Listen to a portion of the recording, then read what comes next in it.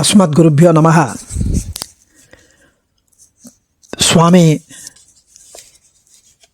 மேனி ஒன்று என்றும் ஒருவன் ஒருவன் அங்கத்து என்றும் உளன் என்றும் கங்கையான் நீள்கடலான் காப்பு என்றும் தெரிவித்தார்.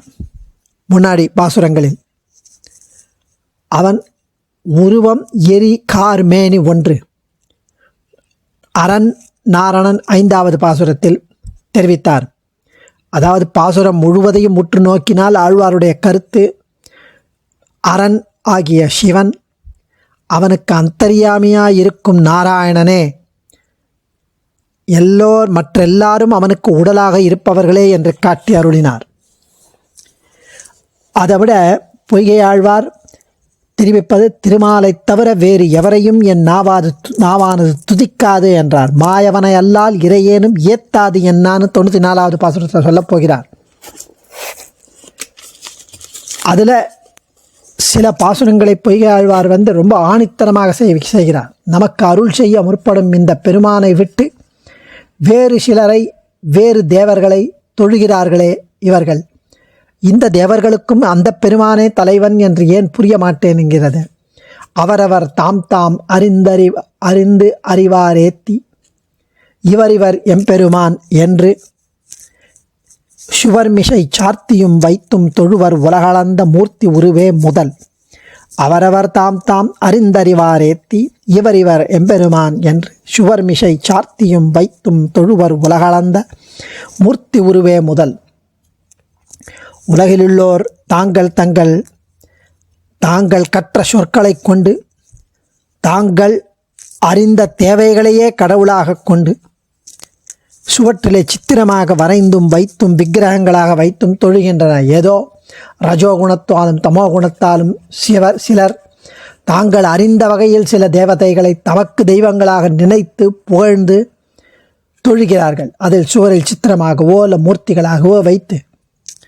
ஆனால் உலகங்களையெல்லாம் அளந்த திருமேனியே முதன்மையானது என்கிறார்.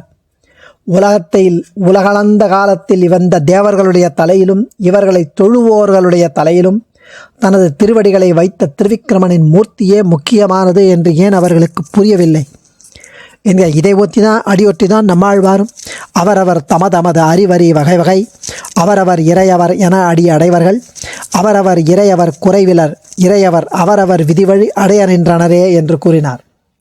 ஸ்ரீமன் நாராயணனே முழு முதற் கடவுள் என்றால் பற்பல தேவதைகளும் அவர்களுக்கு பயன் கொடுக்கும் சக்திகளும் எதற்காக உண்டாகப்பட்டன பொய்யை ஆழ்வாரே 7வது பாசுரத்தில் தெரிவித்தார். திசையுறு தெய்வமும் தெய்வத்து இசையும் கருமங்கள் எல்லாம் அசைவில் சீர் கண்ணன் நெடுமால் கடல் கடைந்த காரோத வண்ணன் படைத்த மயக்கு.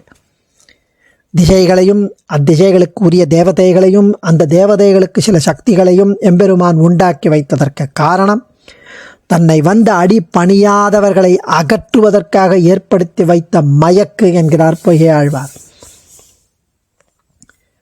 அவர் 15வது பாசுரத்தில் முதலாவார் மூவரே அம்மூவருள்ளும் முதலாவான் மூரிநீர் வண்ணன் முதலாய நல்லான் அருளல்லால் நாமநீர் வையகத்து பல்லார் அருளும் பழுது. இந்த தேவர்களால் பெரும் பலன் பழுது, அற்பம். இவங்களே அற்ப காலம் வாழ்பவர். இவர்கள் அளிக்கும் பலன் மட்டும் எப்படி வசதியாக இருக்கும், அதுவும் அற்ப காலத்திற்குத்தான். வணங்குதற்குரிய முதல்வராக கருதப்படுபவர் பிரம்மா, சிவன், விஷ்ணு. அவன் ஏற்படுத்தி கொடுத்து நீ படை என்று பெருமாள் பிரம்மாவுக்கு சங்கல்பித்தார். சிவனுக்கு சம்ஹாரத்தை கொடுத்தார். அவர்களும் நம்மை போன்ற ஜீவாத்மாக்கள்.